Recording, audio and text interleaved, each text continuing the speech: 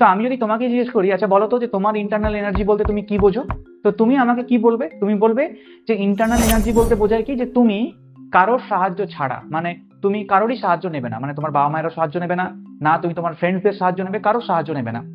তো কারোর সাহায্য ছাড়া তুমি নিজে থেকে যতটুকু কাজ করতে পারো, নিজে থেকে যতটুকু সাকসেস পেতে পারো, নিজে থেকে যতটুকু পড়াশোনা করতে পারো, তো সেটাই হচ্ছে তা তোমার ইন্টারনাল এনার্জি বা তোমার আভ্যন্তরীণ শক্তি। যেটা একদম ভেরি ভেরি ইম্পর্টেন্ট পয়েন্ট, এটা তোমাদের এমসিকিউ এর এই জায়গা থেকে কোয়েশ্চেন আসতে পারে। অ্যাকচুয়ালি এমসিকিউতে তো এরকম ভাবে দেবে না যে আদর্শ গ্যাসের আন্তঃশক্তির মান কিসের উপর নির্ভর করে, ওরকম 1 নম্বরের কোয়েশ্চেন, এত সহজ কোয়েশ্চেন দেবে না, এগুলোকে অ্যাপ্লিকেশন বেসড কোয়েশ্চেন দেবে। আমরা এর পরবর্তীকালে যখন কোয়েশ্চেন প্র্যাকটিস করবো তখন কিন্তু আমরা দেখতে পাবো যে অ্যাকচুয়ালি এই জায়গা থেকে কোয়েশ্চেন কিভাবে ঘুরিয়ে ফিরিয়ে আসে। Hello everyone, welcome to অধ্যয়নম।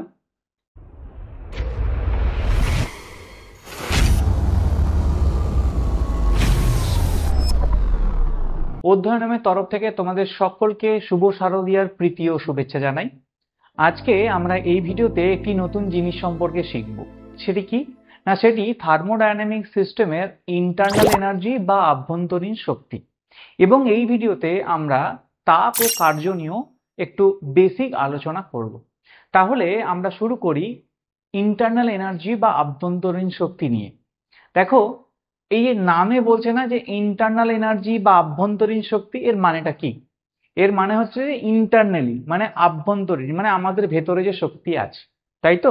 তো আমি যদি তোমাকে জিজ্ঞেস করি, আচ্ছা বলো তো যে তোমার ইন্টারনাল এনার্জি বলতে তুমি কি বোঝো, তো তুমি আমাকে কি বলবে? তুমি বলবে যে ইন্টারনাল এনার্জি বলতে বোঝায় কি, যে তুমি কারোর সাহায্য ছাড়া, মানে তুমি কারোরই সাহায্য নেবে না, মানে তোমার বাবা মায়েরও সাহায্য নেবে না, না তুমি তোমার ফ্রেন্ডসদের সাহায্য নেবে, কারোর সাহায্য নেবে না।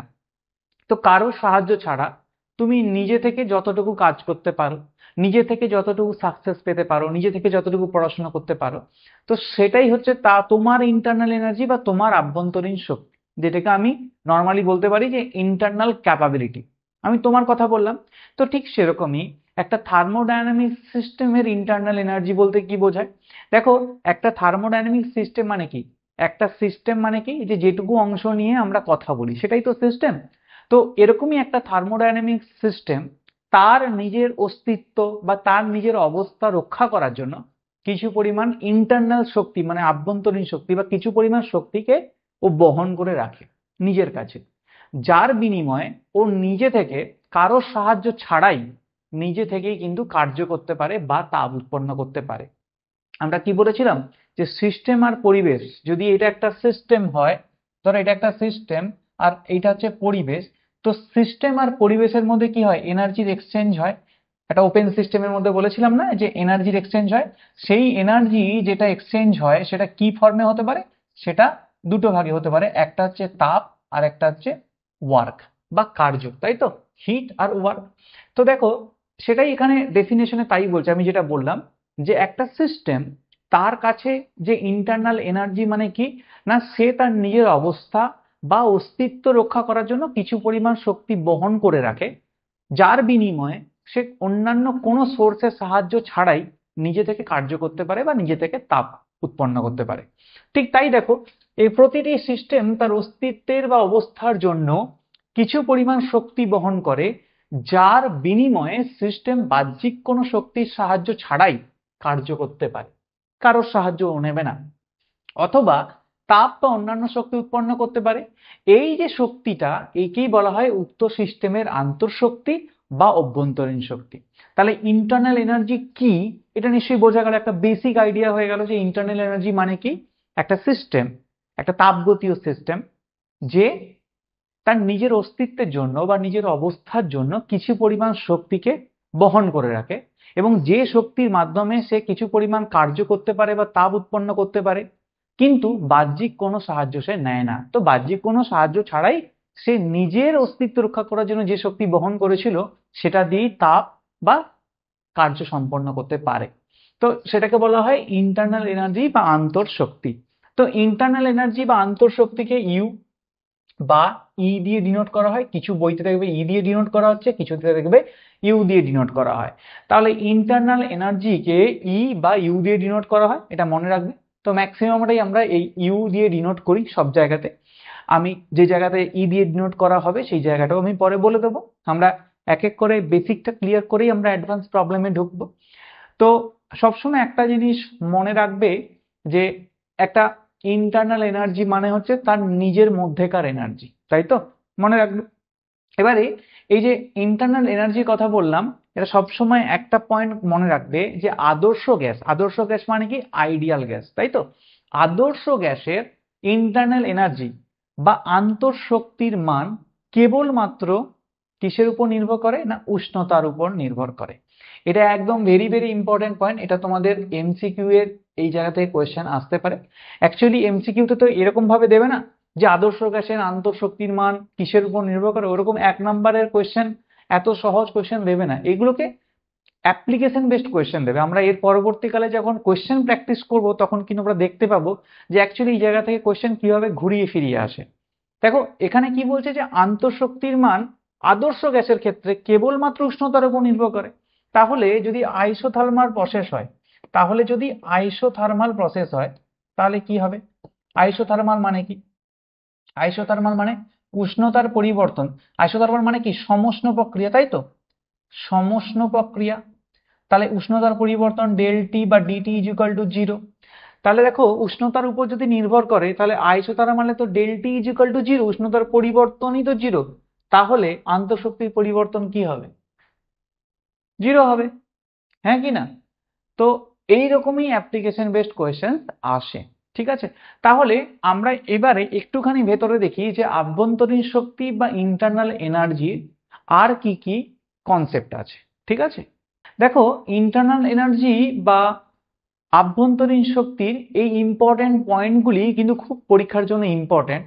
আবারও একটাই কথা বলছি, এরকম হুবহু ডাইরেক্ট কোয়েশ্চেন কখনোই দেয় না, কারণ তুমি ক্লাস 11-এ পড়ছো, সায়েন্সে পড়ছো। বিকজ সায়েন্স হচ্ছে এমন একটা জায়গা যেখানে অ্যাপ্লিকেশন বেসড কোয়েশ্চেন্স আসে।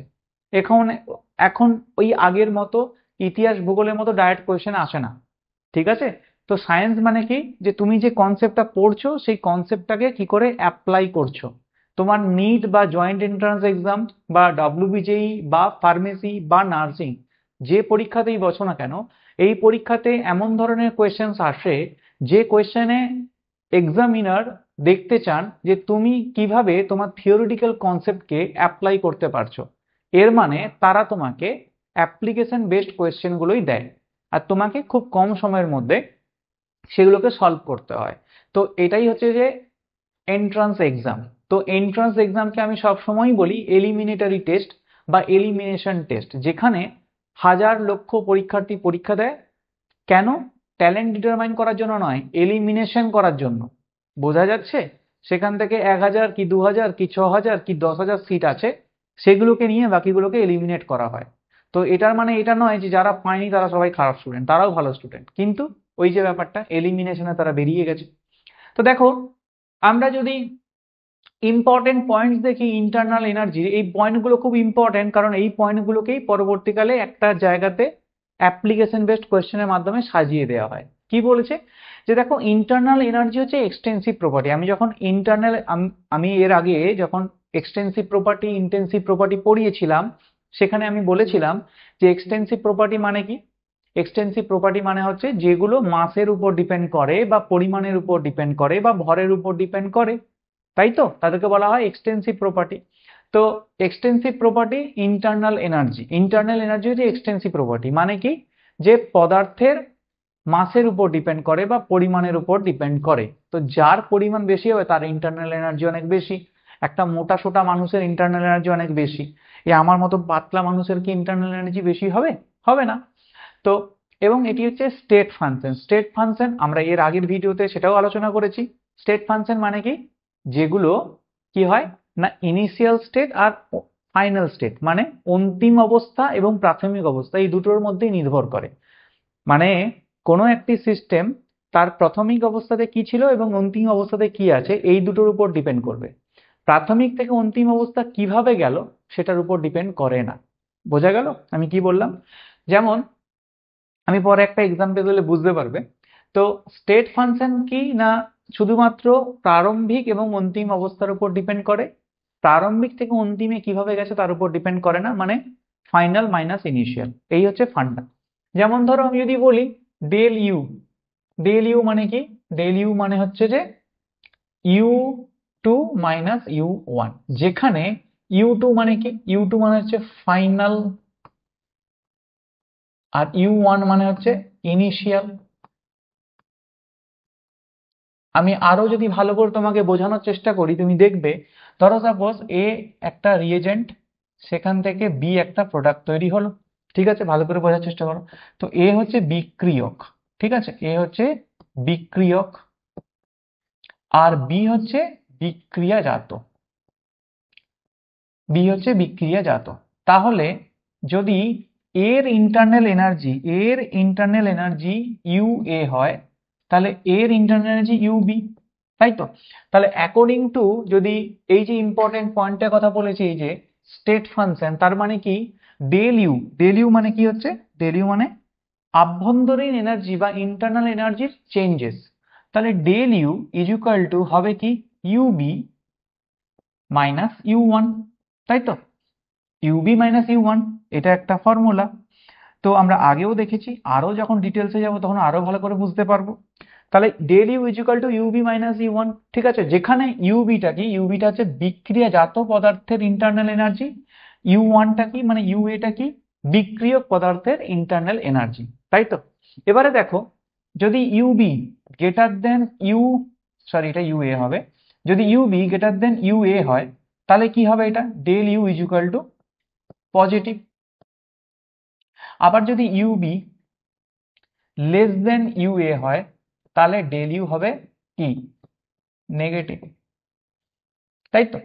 এবারে এখান থেকে কি কোয়েশ্চেন আসে ভালো করে বোঝার চেষ্টা করবে, এক একটা জায়গা খুব ইম্পর্টেন্ট। আমরা কি করি, মুখস্থ করে চলে যাই, আমরা কি করি স্কিপ করে চলে যাই, পরবর্তীকালে এই সাইনগুলো গুলিয়ে যায়। যখনই এই সাইন গুলিয়ে যাবে, তোমার কিন্তু কোয়েশ্চেন তুমি আনসার জানলেও ভুল করবে, কারণ আনসারে তোমাকে এমসিকিউ যখন দেবে না, তখন কিরকম ভাবে দেবে জানো তো? ধরো একটার আনসার আছে 48, ঠিক আছে, কোয়েশ্চেনের আনসার দেবে +48 -48, এই দুটোই দেবে, তখন তুমি কিন্তু গুলিয়ে ফেলবে। বোঝা গেল আমি কি বললাম? তাই জন্য ভালো করে বোঝার চেষ্টা করো। কোয়েশ্চেন কিরকম আসে দেখো, যে এই যে আমি বললাম না যে del U is equal to positive আর del U is equal to negative, ঠিক আছে? তাহলে যদি ডেল ইউ পজিটিভ হয়, তাহলে বিক্রিয়াটি এক্সোথার্মিক নাকি এন্ডোথার্মিক, বা বিক্রিয়াটি তাপদায়ী নাকি তাপগ্রাহী? আমরা এখানে লিখে রাখছি, দেখো এক্সোথার্মিক মানে কি, এক্সোথার্মিক মানে হচ্ছে তাপদায়ী, এক্সোথার্মিক এটা মানে কি তাপদায়ী, তাপদায়ী। আর এন্ডোথার্মিক মানে তাপগ্রাহী, এন্ডোথার্মিক মানে তাপগ্রাহী। তাহলে ভালো করে বোঝার চেষ্টা করো যে কোনটা কি হবে। এটা একটুখানি বুঝে নিলে কি হয় না, পরবর্তীকালে তোমার কোনো জায়গাতে অসুবিধা হবে না। সব জায়গাতেই কিন্তু এই নেগেটিভ পজিটিভের একটা বড় খেলাতে কিন্তু থাকে। তাহলে দেখো, যদি ডেল ইউ পজিটিভ হয় মানে কি ইউবি পজিটিভ, তাই তো?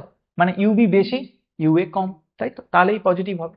আচ্ছা, এই যে ইউবি কখন পজিটিভ হয়, মানে ইউবি এর মান কখন বেশি হওয়া উচিত?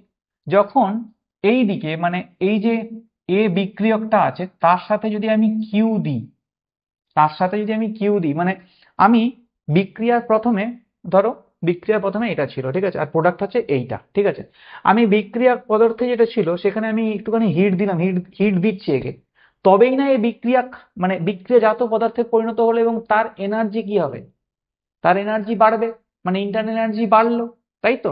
তাহলে যদি কিউ আমি দিই হিট, যদি আমি বিক্রিয় পদার্থে কিউ হিট দিই মানে কি, তাহলে বিক্রিয়াটা কি হয়ে যাবে তাপগ্রাহী, মানে এন্ডোথার্মিক। তাহলে এন্ডোথার্মিক প্রসেসের ক্ষেত্রে কিন্তু ইউবিটা বেশি হবে, তাহলে ইউবি বেশি হলে ডেল ইউ পজিটিভ, তাই তো? তাহলে এই বিক্রিয়াটি কি হবে এন্ডোথার্মিক, এন্ডোথার্মিক মানে কি বা তাপগ্রাহী, তাপগ্রাহী। আর যদি আমি বলি যে দেখো ডেল ইউ নেগেটিভ মানে ইউ এ বেশি, তাহলে কি হচ্ছে, ধরো ইউ এ বেশি কখন বেশি হয় বলো তো? যখন এই এ বিক্রিয় পদার্থ, এ বিক্রিয়াজাত পদার্থ মানে রিয়াক্ট্যান্ট প্রোডাক্ট তৈরি করছে বি, সে কিছু হিট রিলিজ করে দিচ্ছে, কিছু হিট রিলিজ করে, এ যদি এর ইন্টারনাল এনার্জি যে আছে এ যদি আরো হিট রিলিজ করে, এদিকে যদি কিউ রিলিজ করে দেয়, বিক্রিয়াজাত পদার্থ দিকে যদি কিউ রিলিজ করে দেয়, তখন তাহলে এর ইন্টারনাল এনার্জি কম, এর ইন্টারনাল এনার্জি বেশি, এর যেটা ছিল সেটাই তো ওখানে রিলিজ করে দিয়েছে, তার মানে কি তাপ দায়ী, মানে exothermic reaction, exothermic thermic reaction বা তাপ দায়ী। বোঝা গেল আমি কি বললাম? তাহলে যদি ডেল ইউ পজিটিভ হয় তাহলে সেটা এন্ডোথার্মিক রিয়াকশন, যদি ডেল ইউ নেগেটিভ হয় তাহলে সেটা এক্সোথার্মিক রিয়াকশন। তাহলে এবার আমরা অন্য পয়েন্টগুলো দেখে নিই। তাহলে এইটুকু আমাদের পুরো একদম ক্লিয়ার। আচ্ছা, এরপর যে বলছে যে নির্দিষ্ট অবস্থায় সিস্টেমের আন্তঃশক্তির মান সিস্টেমের প্রকৃতির উপর নির্ভর করে। এই মানেটা কি? দেখো, আমি যদি বলি একটা স্থির চাপ আর উষ্ণতা, সবসময় এগুলোকে স্থির করে রাখি। কেন? চাপ যদি বাড়িয়ে দাও, উষ্ণতা যদি বাড়িয়ে দাও, তখন তো চেঞ্জেস হয়। স্থির চাপ আর স্থির উষ্ণতা মানে একটাকে আইডিয়াল কন্ডিশন রেখে দিলাম, ঠিক আছে? স্থির চাপ ও স্থির উষ্ণতায় 1 মোল O2 গ্যাসের যা ইন্টারনাল এনার্জি হবে, 1 মোল N2 গ্যাসের মানে 1 মোল অক্সিজেন গ্যাসের ইন্টারনাল এনার্জি যা হবে, ওই সেম স্থির চাপ ও উষ্ণতায় 1 মোল নাইট্রোজেন গ্যাসেরও কি ইন্টারনাল এনার্জি এক হবে? এক হবে না, নিশ্চয়ই আলাদা হবে। এই জন্যই বললাম যে সিস্টেমের প্রকৃতির উপর নির্ভর করে। দেখো, এটা তো সিম্পল সাদাসিধা কনসেপ্ট। আমি এর আগেই বললাম যে ইন্টারনাল এনার্জি বা আন্তঃশক্তি হচ্ছে এক্সটেন্সিভ প্রপার্টি, মানে কি পরিমাণগত ধর্ম। তো বাবা দেখো, O2 এর মলিকুলার ওয়েট দেখো, মানে অ্যাটমিক ওয়েট দেখো, আর N2 এর অ্যাটমিক ওয়েট দেখো, দুটোর মধ্যেও চেঞ্জ আছে। এটা এক্সটেন্সিভ প্রপার্টি, তাহলে এটা চেঞ্জ হবেই। এবং কোনো একটি সিস্টেমের আমরা যত উষ্ণতা বাড়াবো, টেম্পারেচার যত বাড়াবো, তত আন্তঃশক্তিও কিন্তু বাড়তে থাকবে। বোঝা গেল আমি কি বললাম? তাহলে আমি উষ্ণতা যদি বাড়াই, টেম্পারেচার যদি বাড়াই, আন্তঃশক্তি বা ইন্টারনাল এনার্জিও বাড়তে থাকবে। এটা সিম্পল ফান্ডা। তাহলে আমি একদম এই যে স্লাইডটাতে একদম তোমাকে ক্লিয়ার করে দিলাম যে কখন বা কোন রিয়াকশনের ক্ষেত্রে ডেল ইউ পজিটিভ হয়, কোন রিয়াকশনের ক্ষেত্রে ডেল ইউ নেগেটিভ হয়, কেন পজিটিভ হয়, কেন নেগেটিভ হয়, কোনটা এক্সোথার্মিক, কোনটা এন্ডোথার্মিক। এই জায়গা থেকেই কিন্তু খুব অ্যাপ্লিকেশন বেসড কোয়েশ্চেন কিন্তু আসে। সবাই কি হয় যে থিওরিটিক্যাল কনসেপ্ট পড়ে মুখস্থ করে বেরিয়ে যায়, এতে কিন্তু সায়েন্সের স্টুডেন্টদের লাভবান কিছু হয় না। এইচএসে 90% নাম্বার, 95% নাম্বারটা কিন্তু সত্যিই কোনো ম্যাটার করে না। আমি বারবার আমার স্টুডেন্টদেরকে বলি যে দেখো, এইচএসের নাম্বারটা সত্যি কোনো ম্যাটার করে না। কারণ তুমি 90% নাম্বার নিয়ে যাও, 95% নাম্বার নিয়ে যাও, তুমি যদি এন্ট্রান্স এক্সামগুলোতে যদি ক্র্যাক না করতে পারো, তাহলে তুমি সেই জেনারেল লাইনে পড়বে, নইলে প্রাইভেট কলেজে লক্ষ লক্ষ টাকা দিয়ে পড়বে। তা তুমিও যা, আর যে 90,000 র্যাঙ্ক করেছে সেও তা। তো 95% নাম্বারটা ম্যাটার করে না, ম্যাটার করে তুমি এই যে এন্ট্রান্স এক্সামগুলো বা এলিমিনেশন টেস্টগুলোতে কিরকম ভাবে রেজাল্ট করেছো। এবার আমরা চলে যাব তাপ ও কার্য, মানে হিট এবং ওয়ার্ক ডান ব্যাপারটা নিয়ে। ওর বেসিকটা কমপ্লিট করলে আমরা পরবর্তী ক্লাসগুলোতে গেলে খুব ইজি মনে হবে। আমি বারবার করে বলছি, আমাদের পড়ানোটা না একটু অন্যরকম। আমরা একদম সিম্পল জিনিসগুলোকে সিম্পল ভাবেই বলতে চেষ্টা করি, কোনো কমপ্লেক্সিটি নেই। ঠিক আছে, তাহলে আমরা তাপ ও কার্যটা দেখব। তো তাপ ও কার্য ব্যাপারটা নিয়ে আমরা আলোচনা করব। আমি একদম প্রথম ক্লাসে বলেছিলাম যে একটা ওপেন সিস্টেমের ক্ষেত্রে, যদি এটা সিস্টেম হয়, একটা ওপেন সিস্টেমের ক্ষেত্রে সিস্টেম আর পরিবেশের মধ্যে জড় এবং শক্তির আদান প্রদান হয়। তো আমি এই পুরো পোর্শনটা, এই যে যত বাকিটা আছে সিস্টেম বাদে, এটা ধরো পুরোটা হচ্ছে পরিবেশ। কি বললাম? সিস্টেম ছাড়া বাকিটা হচ্ছে পরিবেশ। তো সিস্টেম আর পরিবেশের মধ্যে কি হয় না, কি হয়, শক্তি এবং মাস আদান প্রদান হয়। তো আমি মাসটাকে টার্গেট করলাম। কি কি হচ্ছে? একটা হচ্ছে মাস বা ভর, আর একটা হচ্ছে যে এনার্জি বা শক্তি। এগুলো কি হয় না, আদান প্রদান ঘটে। তো আমি এই এনার্জি বা শক্তি যখন আদান প্রদান ঘটে, এটা কি কি ফর্মে আদান প্রদান ঘটে বলেছিলাম না? দুটো ফর্মে আদান প্রদান ঘটতে পারে। কি কি? একটা হচ্ছে তাপ, তাপের মাধ্যমেও আদান প্রদান ঘটে, আর একটা হচ্ছে কার্য বা ওয়ার্ক ডান, কার্য বা ওয়ার্ক ডান। এবার তাপকে আমরা স্মল কিউ দিয়ে ডিনোট করি, কার্যকে ডব্লিউ এবং স্মল ডব্লিউ দিয়ে ডিনোট করি। এবং এই যে তাপ ও কার্য, এই তাপ ও কার্য কি বলেছিলাম? Path dependent function. Path dependent function. কেন পাথ ডিপেন্ডেন্ট ফাংশন? কারণ এরা পাথের উপর ডিপেন্ড করে, মানে পথ নির্ভরশীল রাশি। কোন পথে যাচ্ছে তার উপর ডিপেন্ড করে। আমি আগের দিন এক্সাম্পল দিয়েছিলাম যে আমি সাপোজ এ থেকে বিতে যাব। এবার এ থেকে বিতে সোজা রাস্তায় যাচ্ছি, আবার এরকম ভাবে বেঁকে রাস্তায় যাচ্ছি।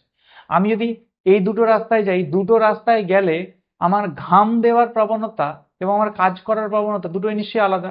এই সোজা রাস্তায় চলে গেলে আমার ঘাম কম দেবে, এই বেঁকা রাস্তায় যদি যাই আমার ঘাম বেশি দেবে। মানে এখানে কি আমার কার্য বেশি করতে হয়েছে, তাই তো? তো পাথ ডিপেন্ডেন্ট ফাংশন হিট এবং ওয়ার্ক দুটোই। আমি বলেছিলাম বোঝানোর জন্য এবং মনে রাখার জন্য small Q R small W small লেটারে, তো এগুলো সব হচ্ছে কি না পাথ ডিপেন্ডেন্ট ফাংশন, তাই তো? পাথ ডিপেন্ডেন্ট ফাংশন মানে পথ নির্ভরশীল রাশি। এবার ভালো করে বোঝার চেষ্টা করো, আমি ধরো সাপোজ আমি বলছি যে বরফ থেকে জল হচ্ছে এবং তার কন্ডিশনগুলো দেখো, দেখো 1 মোল 1 অ্যাটমসফিয়ার 0 ডিগ্রি সেন্টিগ্রেড, সেটাই জলে পরিণত হয়েছে 1 মোল 1 অ্যাটমসফিয়ার 0 ডিগ্রি সেন্টিগ্রেড।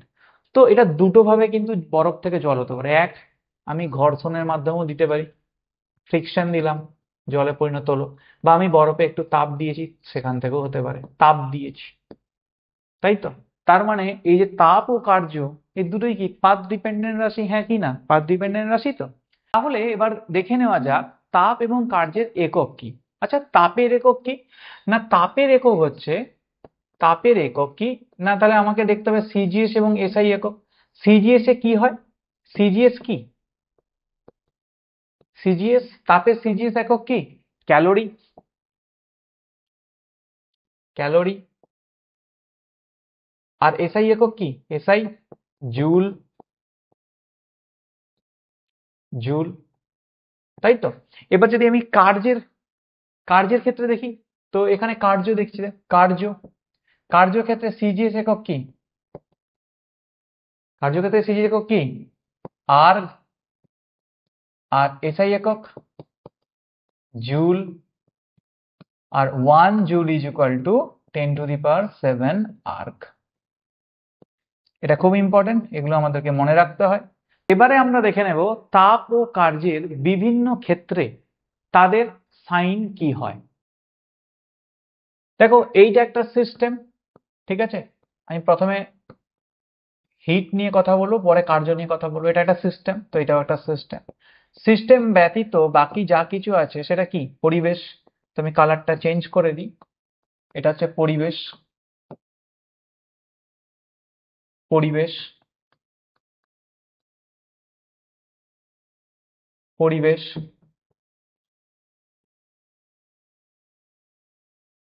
পরিবেশ, ঠিক আছে? এবার ধরো আমি সিস্টেমের উপর কি দিব না, সিস্টেমের উপর আমি কিউ দেব, মানে তাপ। সিস্টেমের উপর যদি আমি হিট দিই, তাপ দিই, মানে প্লাস কিউ যদি দিই, তাহলে সিস্টেমের শক্তি বৃদ্ধি পাবে। আমি যদি সিস্টেমের উপর পরিবেশ থেকে হিট দিই বা তাপ দিই, তাহলে কি হবে? সিস্টেমের শক্তি বৃদ্ধি পাবে, শক্তি বৃদ্ধি পাবে। সিস্টেমের শক্তি বৃদ্ধি পেলে তার মানে কি? কিউ হচ্ছে পজিটিভ। এবার সিস্টেম যদি পরিবেশের তাপ রিলিজ করে দেয়, মানে কি তাপ বের করে দেয়, তাহলে কি সিস্টেমের শক্তি হ্রাস পাবে। যদি সিস্টেম, সিস্টেম তাপ বর্জন করে, তাহলে এই আগেরটা কি হলো? শোষণ করা, এটা বর্জন। সিস্টেম তাপ বর্জন করে, আর এক্ষেত্রে তাপ শোষণ, তাপ শোষণ, তাই জন্য প্লাস কিউ দিয়েছি, এটা প্লাস কিউ দেওয়া আছে। সিস্টেম তাপ বর্জন করে মানে মাইনাস কিউ। তার মানে কি সিস্টেমের, সিস্টেমের শক্তি হ্রাস পায়, সিস্টেমের শক্তি হ্রাস পায়। সিস্টেমের শক্তি হ্রাস পেলে মাইনাস কিউ।